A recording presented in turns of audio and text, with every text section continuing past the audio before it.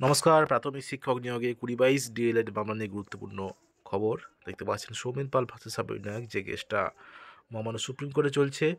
প্রাথমিক শিক্ষক নিয়োগ ২০২২-এর যে ২০-২২ ডিএলএড মামলা, সেই মামলার যে শুনানি, সেটার নতুন তারিখ দেওয়া হয়েছে। দেখতে পাচ্ছেন ২১-২৮-৭-২০২৩ ডায়েরি নম্বর এবং কেস নম্বরগুলো আছে সবই।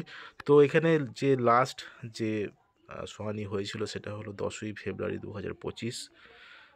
তো সেই শুনানি হয়েছিল এবং তার পরবর্তী ডেট কিন্তু দেওয়া হয়েছে। সেদিন কিন্তু শুনানি সম্পন্ন হয়নি। পরবর্তী ডেট দেওয়া হয়েছে ২০-২২ ডিএলএড মামলার যে ২০-২২ ডিএলএড ব্যাচ ২০২২-এর যে recruitment process, primary recruitment process, সেখানে সুযোগ পাবে কি পাবে না সেই নিয়ে কিন্তু এই কেসটা সুপ্রিম কোর্টে চলছে। তো এই কেসটা কিন্তু দীর্ঘদিন ধরে চলছে। তো এর নিয়োগ প্রক্রিয়া কিন্তু সম্পন্ন হয়ে গেছে প্রায়।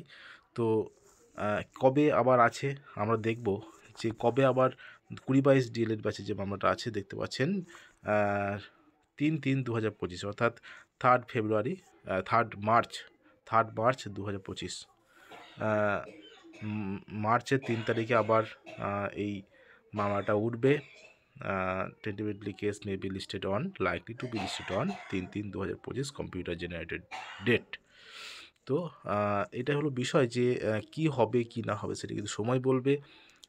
এই কেসটা যদিও গুরুত্বহীন হয়ে পড়েছে বলতে গেলে, কারণ পরপর ডেট কিন্তু পড়ছে এবং শুনানি হচ্ছে এবং আমার কবে হবে না হবে সেটা অবশ্যই সময় বলবে। কি হবে না হবে এটা এই কেসটার উপর কিন্তু অনেক কিছু ডিপেন্ড করছে নিয়োগের ক্ষেত্রে, প্রাথমিক নিয়োগের ক্ষেত্রে।